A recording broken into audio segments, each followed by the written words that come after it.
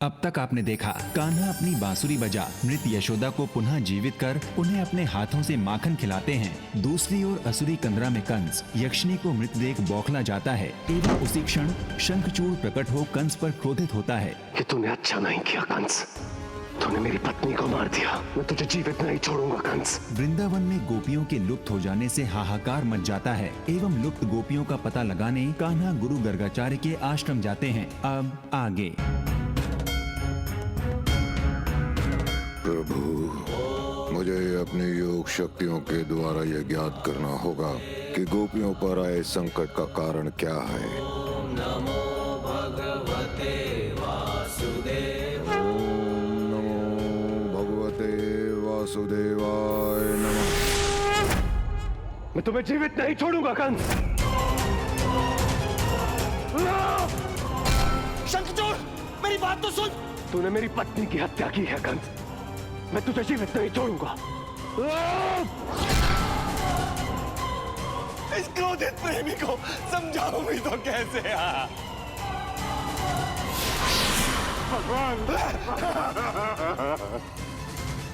शंखचूड़ जी, मेरी बात सुन लीजिए एक बार। उसके पश्चात आपकी प्रसन्नता के लिए मैं स्वयं अपनी हत्या कर दूंगा। पहले मैं तेरी हत्या करूंगा कंस, फिर मैं तेरी बात सुनूंगा।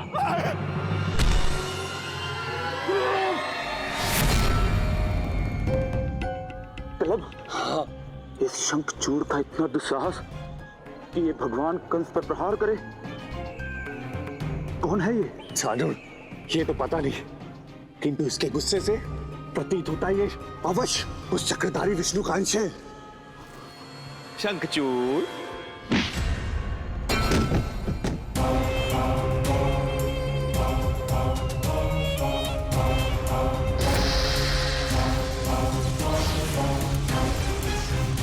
कब से कह रहा था मेरी बात सुनिए, मेरी बात सुन लो। पर किसी को प्रेम की भाषा समझ कहां आती है? मेरी आंखों में देख और ये भाषा सुन। यक्षिणी को मैंने नहीं मारा, उसे मारने वाला वृंदावन में है। यदि तू सचमुच अपनी पत्नी से प्रेम करता है, जा वृंदावन जा और ले ले अपना प्रतिशोध। सानुर, मुझे नहीं लगता ये विष्णु का अंश है। यदि तू सत्य कह रहा है कंस, यदि मेरी पत्नी की हत्या किसी वृंदावन वासी ने की है, तो याद रखना कंस, इसका मूल वृंदावन की हर किसी स्त्री को चुकाना पड़ेगा, तभी मेरा प्रतिशोध पूरा होगा कंस।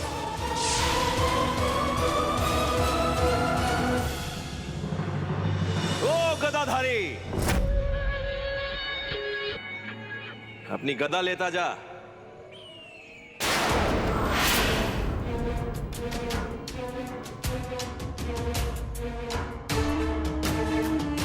ओ चक्रधारी, इसे कहते हैं चक्रव्यूह।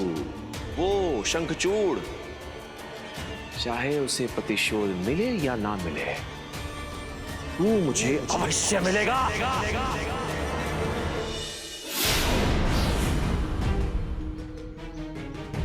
प्रभु,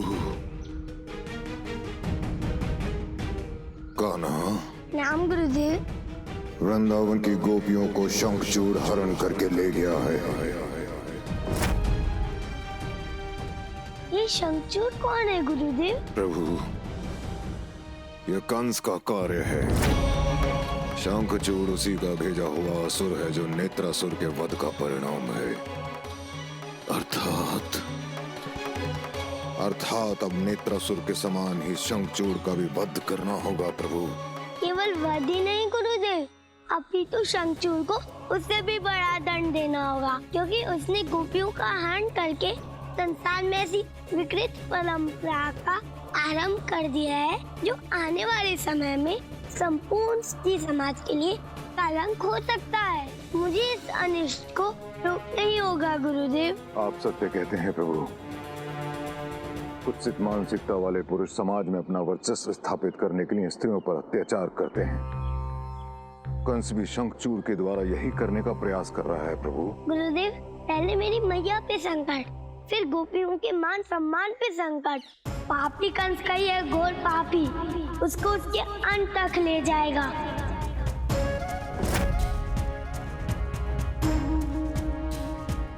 गुरुदेव, मैं संसार में सबको क्षमा कर सकता हूँ, किंतु कोई स्त्री का अपमान करे, स्त्री के मान सम्मान के लिए संकट बने, उसे मैं कभी भी क्षमा नहीं कर सकता। इस संसार में प्रत्येक पाप का प्रायश्चित किया जा सकता है गुरुदेव, किंतु स्त्री के साथ किए गए दुर्व्यवहार का कोई समाधान नहीं है और कोई प्रायश्चित नहीं है। और जो ऐसा करेगा उसे दंड दंड और केवल दंड ही मिलेगा।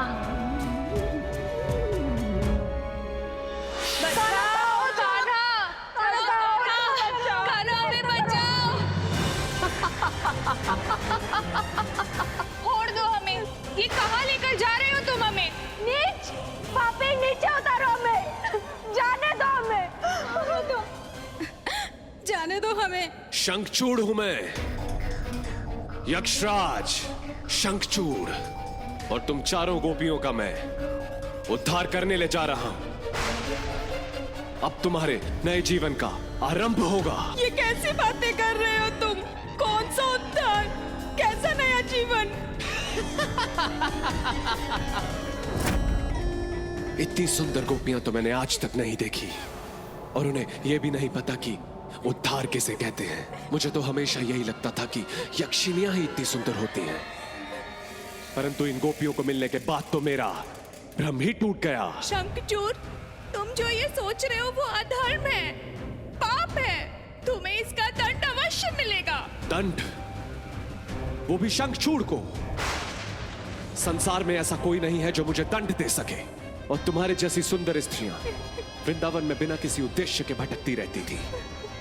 भला जल भरना, माखन निकालना और गऊ दुहाना, यह भी कोई कार्य हुआ? लेकिन अब तुम सब चिंता मत करो, तुम सुंदर स्त्रियों को तुम्हारे जीवन का उद्देश्य मिलेगा, और उसका माध्यम बनूंगा मैं, यक्षराज शंखचूड़। शंखचूड़, तुम हमारे साथ यह धर्म नहीं कर सकते।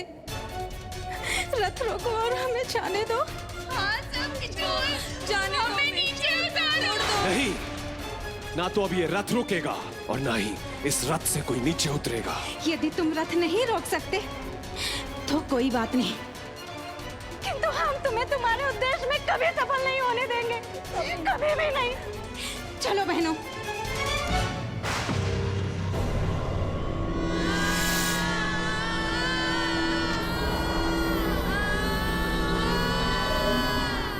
भागने का प्रयास, वो भी शंखचूड़ के रथ से।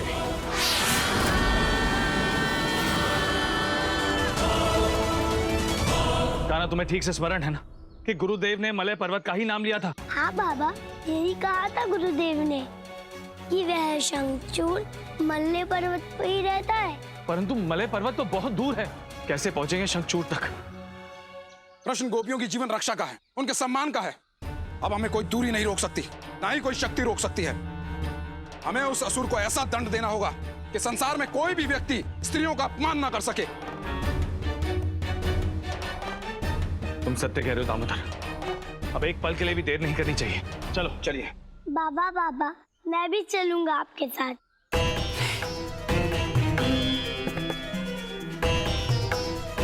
कान्हा, हम एक यक्ष लोक में जा रहे हैं, संकटों से भरा लोक। हम तुम्हारा जीवन संकट में नहीं डाल सकते। बाबा, गोपियाँ मुझे कितना प्रेम करती हैं। उन्होंने सदा मेरी देखभाल की है। आज मैं भी उनकी रक्षा करूंगा। कान्हा, हमको यमुना किनारे नहीं जा रहे, मलय पर्वत पर जा रहे हैं, और तुम इतनी दूर की यात्रा नहीं कर पाओगे। बाबा, मैं गोपियों के लिए कितनी भी लंबी यात्रा कर सकता हूँ। कान्हा, शंखचूड़ जैसे असुर का सामना करना कोई खेल नहीं है, वो अत्यंत शक्तिशाली है। इसलिए तो मैं कह रहा हूँ कि मुझे आपकी सहायता करने दीजिए बाबा, क्योंकि शंखचूड़ का सामना हम सब मिलकर ही कर सकते हैं। कान्हा, मेरा निर्णय अंतिम है। गोपियों के जीवन के साथ साथ मैं तुम्हारा जीवन संकट में नहीं डाल सकता। अर्थात तुम नहीं जाओगे, नहीं जाओगे। यशोदा, कान्हा का ध्यान रखना, देखना कहीं यहाँ वहां ना चले जाए। नंद जी, आप अपना भी ध्यान रखिएगा। सुनो तो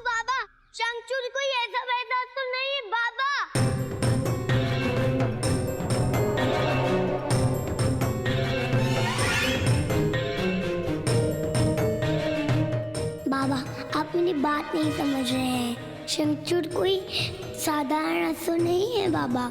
उसका सामना हम इस प्रकार नहीं कर पाएंगे बाबा।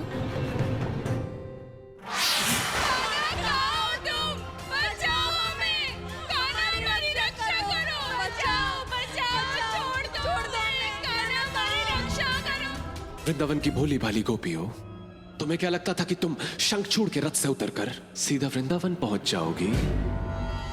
स्मरण रहे कि यह शंखचूड़ का वायुवान है। इस पर ना तो कोई मेरी इच्छा के अनुसार चढ़ सकता है और ना ही मेरी इच्छा के अनुसार उतर सकता है।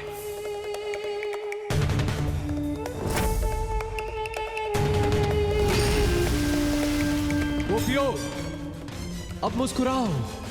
वो देखो आ गया सामने तुम्हारा मलही पर्वत, तुम्हारा मुक्ति धाम। अब होगा तुम्हारा उद्धार।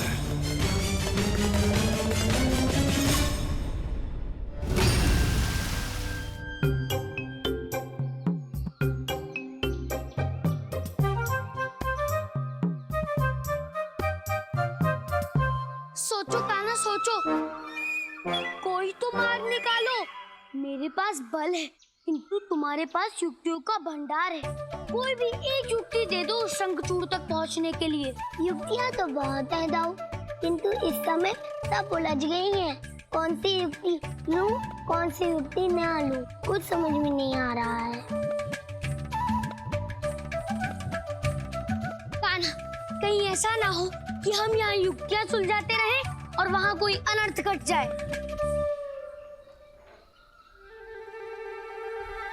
कान्हा, मेरी सबसे बड़ी चिंता तो ये है कि नंद बाबा और किसी को भी एक भी असुर मारने का अनुभव नहीं है, और जिसको अनुभव है वो यहाँ वृंदावन में पड़ा हुआ है। मैं जानता हूँ दाऊ, इसलिए मैं चाहता था कि सबके साथ मैं भी मल्ल पर्वत पे जाऊँ, किंतु कोई हम बच्चों की बात सुने तब ना।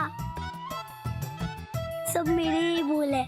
ना मैं घर आके सबको गुरुदेव की बात बताता, ना ही अनर्थ होता। कान्हा, जो हो गया सो हो गया। वैसे भी यदि हम बिना किसी को बताए हुए यहाँ से चले जाते तो और भी बड़ा अनर्थ घट जाता। तुम तो जानते ही हो, इतने असुर मारने के बाद भी हमारी शक्ति पे कोई विश्वास नहीं करता, किंतु मुझे तुम पर पूरा विश्वास है कान्हा। मैं जानता हूँ तुम्हारे पास कोई ना कोई युक्ति अवश्य होगी। तुम बस एक युक्ति बताओ और फिर देखो अपने दाऊ का बल। दाऊ, अब तो एक ही मार्ग है, चलिए मेरे साथ। चलो कान्हा। बहन स्वयं को संभाल, कुछ नहीं होगा, वो शीघ्र घर वापस लौट आएगी। यशोदा बहन, ये सब मेरी ही भूल थी। मैंने ही अपनी सुनंदा को जल लेने के लिए बाहर भेज दिया। अरे यदि एक दिन जल घर पे ना आता, कौन सा अनर्थ घट जाता।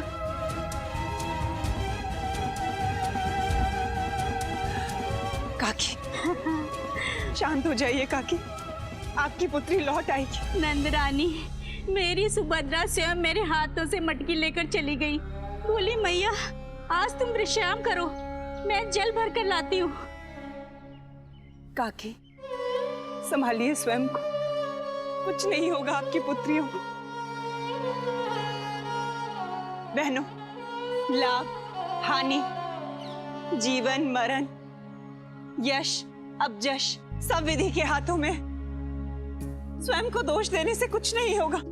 होनी प्रबल है और उसे बदला नहीं जा सकता, किंतु मुझे मेरे नारायण पर पूर्ण विश्वास,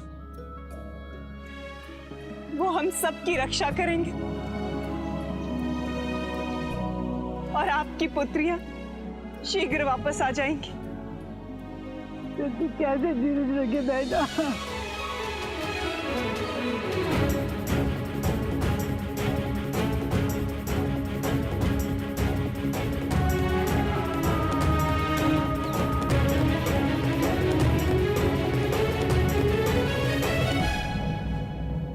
कान्हा, तुमने सदैव हमारी रक्षा की है, हमारी पुत्रियों की रक्षा भी तुम ही कर सकते हो कान्हा। हमारी पुत्रियों को बचाना चाहना होगा, हमारी पुत्रियों को बचाना चाहना होगा, हमारी पुत्रियों को बचाना। काकी, आप चिंता मत कीजिए, गोपियां तो मेरी सबसे प्रिय सखी हैं। को कुछ नहीं होगा। परंतु कान्हा, तुम तो यही हो, फिर उनकी रक्षा कैसे कर पाओगे तुम कान्हा? मैया, काके सत्य कह रही है। मेरी विनती स्वीकार कर लो मैया, और मुझे मल्ले पर्वत पे जाने दो मैया। लल्ला, किंतु लल्ला, वहाँ तेरे जीवन को संकट है, और फिर तेरे बाबा ने भी। किंतु मैया, संकट कहाँ नहीं है, संकट तो हर जगह है। मैया, यदि सुरक्षित वृंदावन में गोपियों का हरण हो गया तो कौन सी जगह सुरक्षित है मैया? और तुमने सुना ना मैया, गोपियाँ कान्हा कान्हा कह के पुकार रही थी, वो मुझे ही पुकार रही थी मैया, क्योंकि उन्हें विश्वास था कि मैं उन्हें बचाने अवश्य आऊंगा। और सोचो मैया, यदि मैं उनको बचाने नहीं गया तो उनका विश्वास टूट जाएगा। क्या तुम चाहती हो मैया कि तुम्हारे लल्ला के ऊपर से गोपियों का विश्वास समाप्त हो जाए? यदि आज मैंने कुछ नहीं किया और यदि गोपियों को कुछ हो गया तो तुम स्वयं को क्षमा कर पाओगी मैया? किंतु लल्ला, तुझे गोपियों की चिंता, तू अपनी मैया की चिंता को नहीं समझ पा रहा। मैया, केवल एक ही माता की नहीं, अपितु सभी माताओं की चिंता है मैया। इसलिए मैं तुमसे विनती करता हूँ मैया, मुझे जाने दो।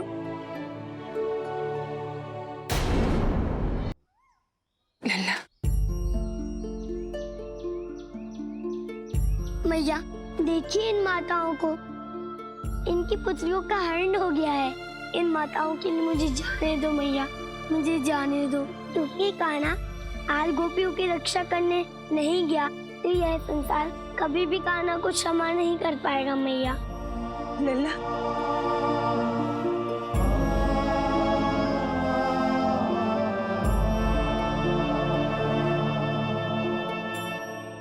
लल्ला, तू सत्य कह रहा है लल्ला। यशोदा इतनी स्वार्थी नहीं हो सकती कि अपने पुत्र के प्रेम में स्त्रियों के साथ अनर्थ घटने दे। तो जा लल्ला, जा अपनी गोपियों के पास जा, उन सबको बचा के लेकर आ। जा लल्ला, मेरा आशीर्वाद तेरे साथ, जा। विजयी भव, जा।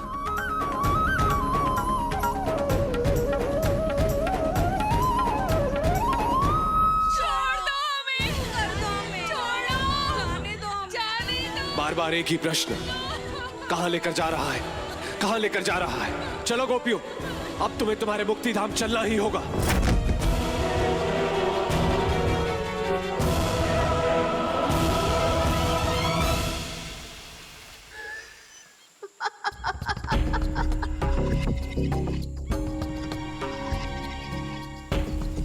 कैसा लगा गोपियों? कैसा लगा?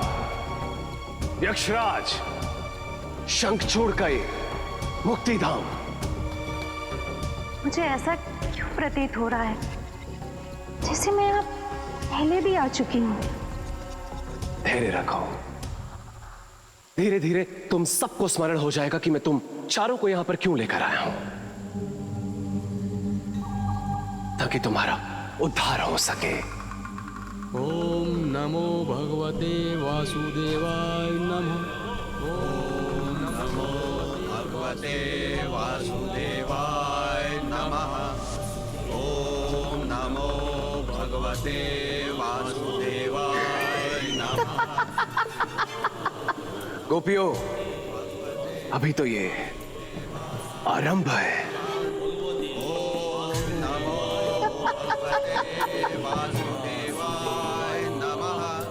शीघ्रता कीजिए, कहीं ऐसा न हो देर हो जाए, हमें मल्ल पर्वत पहुंचना ही होगा।